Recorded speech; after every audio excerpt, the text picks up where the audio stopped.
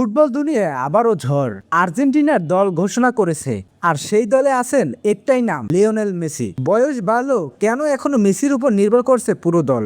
এই নিয়ে লাইভে কথা বলছেন বাংলাদেশের সুপারস্টার সাকিব আল হাসান। কি বলেছেন তিনি, শুনলে অবাক হবেন।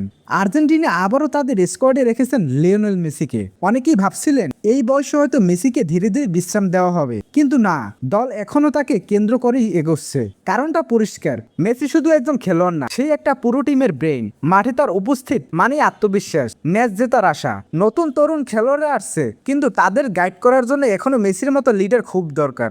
আর এই কারণেই কোচিং স্টাফ এখনো তার উপর ভরসা করছে। লাইভে এসে সাকিব আল হাসান বলেন, মেসি এমন একজন খেলোয়াড় যাকে দলে রাখলে পুরো দলের আত্মবিশ্বাস বেড়ে যায়। তিনি আরো বলেন, অনেক খেলোয়াড় আসে যায়, কিন্তু কিছু লোক লেজেন্ড থেকে যায়, যাদের জায়গা কেউ নিতে পারে না। মেসি তেমনই একজন। সব মিলিয়ে আবারও প্রমাণ হলো, মেসি এখনো আর্জেন্টিনার হৃদয়ে। বয়স শুধু একটা সংখ্যা, কিন্তু ক্লাস আর লেভেল কখনো কমে না। এখন দেখার বিষয়, মাঠে আবার কি ম্যাজিক দেখান এই কিংবদন্তি।